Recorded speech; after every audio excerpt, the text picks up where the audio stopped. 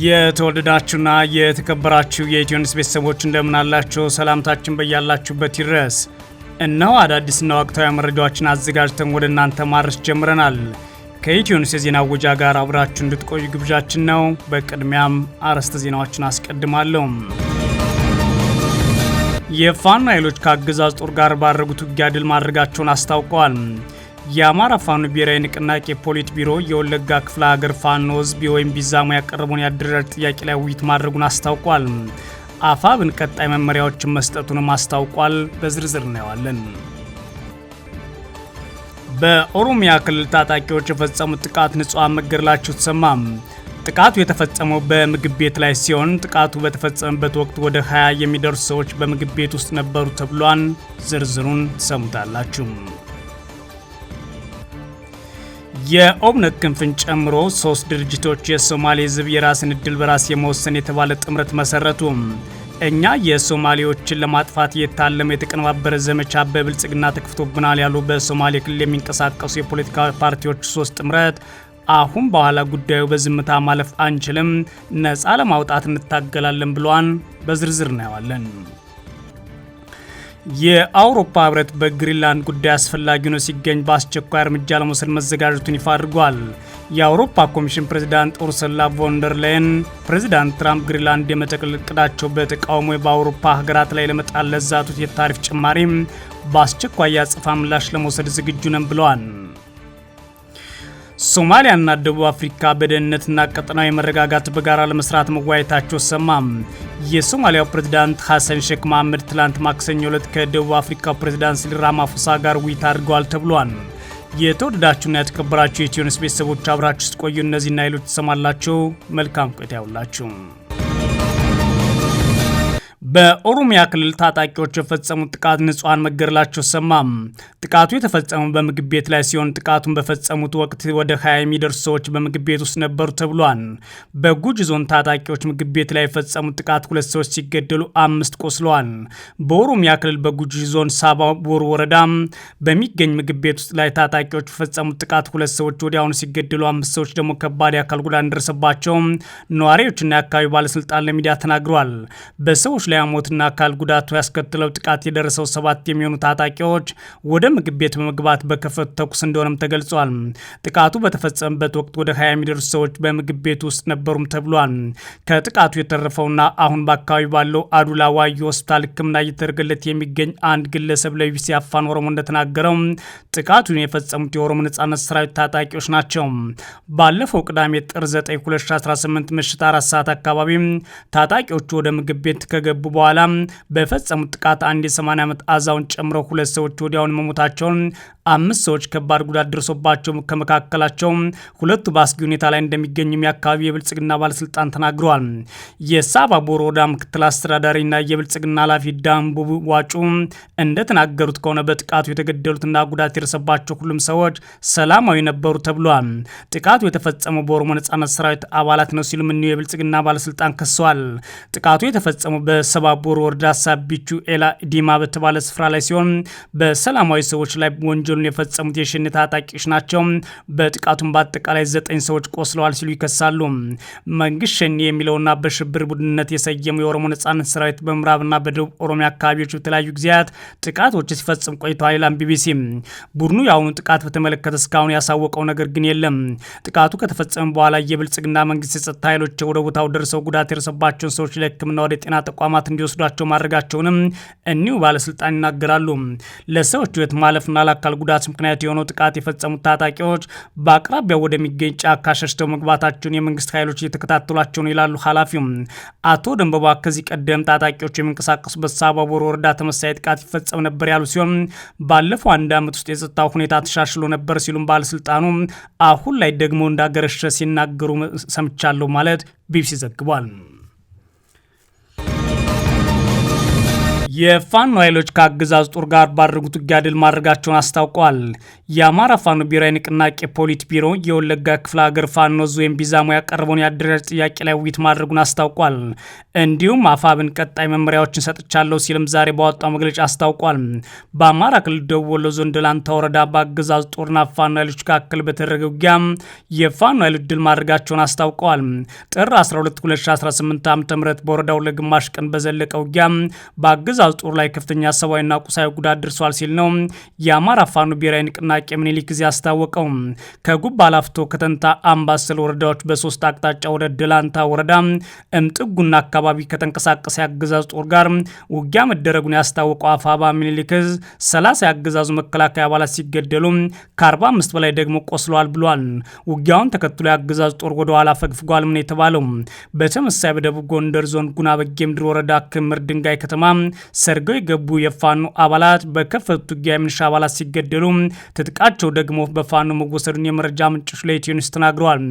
የፋኖ ኃይሎች ወደ ክምር ድንጋይ ከተማ በመግባት መናኸሪያ አካባቢ በከፈቱት ተኩስ ነው የሚሊሻ አባላቱ መገደላቸው የተሰማው።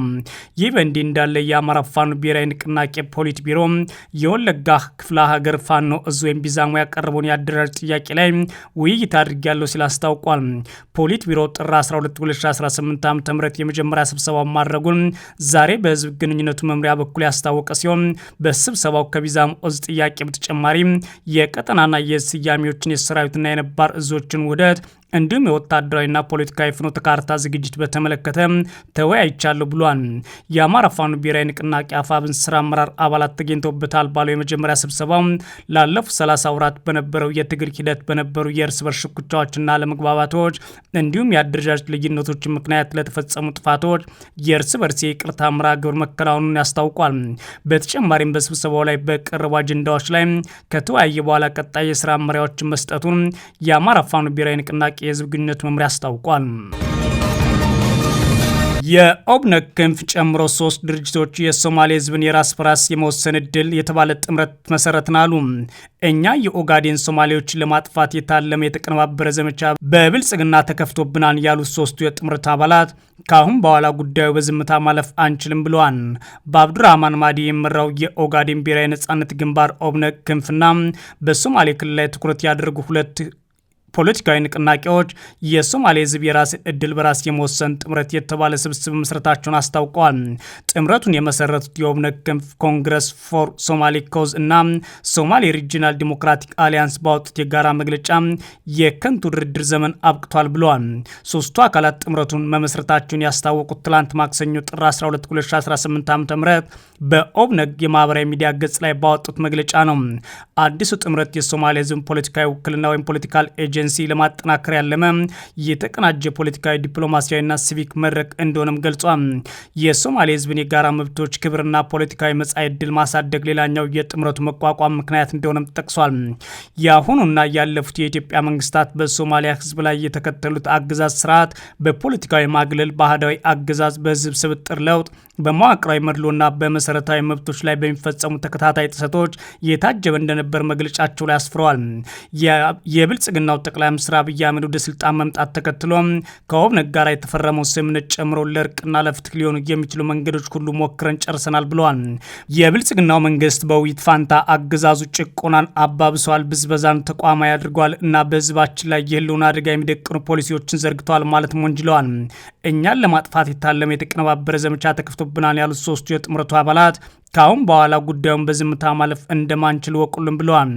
ያ የትዕግስት ምዕራፍ አሁን ለዘለቄታው አብቅቷል ይላል መግለጫቸው። መንግስት የሰላም በሮችን ዘግቷል ማለት የከሰሰው የጥምረቱ መግለጫ የከንቱ ድርድር ዘመን አብቅቷል ሲልም የ3ቱ አካላት አቋም ይፋ አድርጓል። የሶማሌ ህዝብ መብታችን መልሰን ለማግኘት ክብራችን ለመመለስና መጻኢ ዕድላችን ለማረጋገጥ ይደረጋል ላሉት ትግል እንዲነሳ ጥሪ አቅርበዋል። ጭቆናና አገዛዝን ከሚቃወም ሁሉ ጋር በመርህ ላይ የተመሰረተ አጋር እንደሚመሰርቱም በመግለጫቸው ላይ ይፋ አድርገዋል። የአውሮፓ ህብረት በግሪንላንድ ጉዳይ አስፈላጊ ሆኖ ሲገኝ በአስቸኳይ እርምጃ ለመውሰድ መዘጋጀቱን ይፋ አድርጓል። የአውሮፓ ህብረት ኮሚሽን ፕሬዚዳንት ኡርሱላ ቮንደር ላይን ፕሬዚዳንት ትራምፕ ግሪንላንድን የመጠቅለል እቅዳቸውን በተቃወሙ የአውሮፓ ሀገራት ላይ ለመጣል ለዛቱት የታሪፍ ጭማሪ አስቸኳይ የአጸፋ ምላሽ ለመውሰድ ዝግጁ መሆናቸውን ይፋ አድርገዋል። ትራምፕ ግሪንላንድን ለመግዛት ካላቸው ፍላጎት ጋር ተያይዞ እየተባባሰ የመጣው ውጥረት የጠቀሱት ቮንደር ላይን ለደህንነት ሲባል ተጨማሪ የታሪፍ ዛቻ መሰንዘር ስህተት ነው ብለዋል። አውሮፓ ውይይቶችና መፍትሄዎችን ትመርጣለች፣ ነገር ግን አስፈላጊ ሆኖ ሲገኝ በአንድነት በአስቸኳይ በቁርጠኝነት እርምጃ ለመውሰድ ሙሉ በሙሉ ተዘጋጅተናል ብለዋል። ፕሬዚዳንቷ በዓለም አቀፉ ስርዓት ላይ እየታየ ያለውን ድንገተኛ የሆነ ለውጥ ብቻ ሳይሆን ቋሚ ሽግግር ጭምር እንደሆነም ገልጸዋል። አሁን የምንኖረው ቀጥተኛ ጉልበት በሚገለጽ ዓለም ውስጥ ነው ብለዋል። አውሮፓ ነጻነቷን ለማረጋገጥ የምታደርገውን ጥረት እንድታፋጥን የማድረግ ጉዳይ ወሳኝ እንደሆነ አስረግጠዋል። የፈረንሳይ ፕሬዚዳንት ኢማኑኤል ማክሮን በኩላቸው አውሮፓ ህብረት የአሜሪካ የታሪፍ ዛቻን በተመለከተ የአጸፋ እርምጃ የመውሰድ ጉዳይ ሊያጠኑ ይገባል ብለዋል። ፕሬዚዳንት ማክሮን ማክሰኞ ዕለት በዓለም ኢኮኖሚ ፎረም ላይ ባደረጉት ንግግር ከጉልበተኝነት ይልቅ መከባበር እንዲሁም ከጭካኔ ይልቅ የህግ የበላይነት እንደሚመርጡም ተናግረዋል። ማክሮን የአውሮፓ ህብረት በአሜሪካ ታሪፎች ላይ የአጸፋዊ እርምጃ እንዲወስድ እያሳሰቡ ካሉ መሪዎች መካከል ናቸው። ፕሬዚዳንት ትራምፕ ግሪንላንድን ለመግዛት የሚያደርጉት ጥረት እየገፉበት መሆኑና ይህንን እቅዳቸውን በተቃወሙ 8 የአውሮፓ ሀገራት ላይ የታሪፍ ዛቻ መሰንዘራቸውን ተከትሎ በአሜሪካና በአውሮፓ መካከል ያለው ውጥረት ተባብሷል። የአውሮፓ መሪዎች የአሜሪካ ፕሬዚዳንት ለሰነዘሩት የታሪፍ ዛቻ ለሚሰጡት ምላሽ ለመወያየት ነገ ሐሙስ እንደሚገናኙ የአውሮፓ ህብረት ኮሚሽን ፕሬዚዳንት ቮንደር ላይን ተናግረዋል። ሶማሊያና ደቡብ አፍሪካ በደህንነትና ቀጠናዊ መረጋጋት በጋራ ለመስራት መወያየታቸው ሰምቷል። የሶማሊያ ፕሬዝዳንት ሐሰን ሼክ መሐመድ ትላንት ማክሰኞ ዕለት ከደቡብ አፍሪካ ፕሬዝዳንት ሲሪል ራማፎሳ ጋር በስልክ ተወያይተዋል። ሁለቱ መሪዎች በውይይታቸው የሁለትዮሽ ግንኙነት ማጠናከር እንዲሁም በሰላምና ደህንነት፣ በንግድና ኢንቨስትመንት እንዲሁም በቀጠናዊ መረጋጋት ዙሪያ ትብብራቸውን ስለማስፋት መክረዋል ተብሏል። ውይይቱ ዋና ዋና ቀጠናዊና አህጉራዊ ጉዳዮችን የዳሰሰ ነው የተባለ ሲሆን እነዚህ የሁለቱ ሀገራት መሪዎች ለአፍሪካ አንድነት እና ለጋራ ብልጽግና ያላቸውን ቁርጠኝነት በድጋሚ ማረጋገጣቸው የሶማሊያ መንግስት የዜና ወኪል የሆነው ሶና በዘገባው አመልክቷል። በቅርቡ ሶማሊያ ከተባበሩት አረብ ኤሚሬት ጋር የነበራት ሁሉንም የጸጥታና የመከላከያ ስምምነቶች በይፋ ካቋረጠች ከጥቂት ቀናት በኋላ ከኳታር ጋርም የመከላከያ ትብብር ስምምነት መፈራረሟ ይታወሳል። ይህ ሶማሊያ ከተለያዩ ሀገራት ጋር ያላትን ዲፕሎማሲያዊ ግንኙነት እያጠናከረች መሆኑን ከሚጠቁሙ ዘገባዎች መካከል አንዱ ሆኖላታል። ስምምነቱ በዱባይ የተፈረመው በሶማሊያ መከላከያ ሚኒስትር አህመድ ሙሊም ፈቂ በኳታር ምክትል ጠቅላይ ሚኒስትርና የመከላከያ ጉዳዮች ሚኒስትር ዴታ ሼክ ሳኡድ ቢን አብዱራህማን ቢን ሐሰን አልታኒ አማካኝነት ነበር። ታዲያ መከላከያ ትብብራቸው ማቀፍ ትኩረት የሚያደርገው በወታደራዊ ስልጠና፣ በልምድ ልውውጥ፣ በመከላከያ አቅም ግንባታና በተጠናከረ የጸጥታ ትብብር ላይ ሲሆን ዋና ዓላማውም ቀጠናዊና ሰላም እንዲሁም መረጋጋትን መደገፍ ነው ተብሏል። በተያያዘም ቀደም ሲል ሳውዲ አረቢያ ከተባበሩት ኤሚሬትስ የሚመጣላትን ቀጠናዊ ተጽዕኖ ለመግታት ከሶማሊያና ከግብጽ ጋር አዲስ ወታደራዊ ጥምረት ለመመስረት የሚያስችላት ስምምነት እያጠናቀቀች መሆኗን ብሉምበርግ የዜና ወኪል መዘገቡ አይዘነጋም። ታዲያ የሶማሊያው ፕሬዝዳንት አሁን ደግሞ ከአፍሪካ ጠንካራ ኢኮኖሚ ካላቸው ሀገራት መካከል አንዷ ከሆነችው ደቡብ አፍሪካ ፕሬዝዳንት ጋር በቀጠናው የኃይል አሰላልፍና የጸጥታ እንዲሁም የደህንነት ጉዳዮች ላይ መክሯል ተብሏል። ሲሪል ራማፎሳ ታዲያ በአፍሪካ ህብረትና በሌሎች የዓለም አቀፍ ተቋማት ያላቸውን ተደማጭነት ይዘው ለሶማሊያ አንድነት ድምጽ ይሆናሉ የሚለው ግን እስካሁን አልታወቀም። አንዳንዶች ጉዳዩን በቅርበት የሚያውቁ ሁለቱ ግለሰቦች የተገናኙ መረጃ ዋቢ ማድረግ የዜና ወኪሎችም እንደዘገበው የሶማሊያ ፕሬዝዳንት ሐሰን ሼክ መሐመድ ስምምነቱን ለማጽደቅ በቅርብ ወደ ሳውዲ አረቢያ ያቀናሉ የተባለለት የሳውዲ አረቢያ ስምምነት ደግሞ ዋነኛ ስምምነት ሆኖ ለሶማሊያ መንግስት ቀርቧል። ይህ የሳውዲ አረቢያ መንግስት ጋር የተፈጸመው ስምምነት ምናልባትም ሶማሊያ ትጥቅና ሌሎችን ከግብጽ በተጨማሪ እንድታገኝ የሚያስችላት ነው። ይህን ስምምነት በቀይ ባህር ደህንነት ዙሪያ ስትራቴጂካዊ ትብብር ለማጠናከርና ወታደራዊ ግንኙነት ለመስረት ያለመ ነው ማለት ተዘግቧል። የተወደዳችሁና የተከበራችሁ የኢትዮኒውስ ቤተሰቦች መረጃዎቻችን እነዚህ ነበሩ። መልካም ጊዜ እመኛለሁ።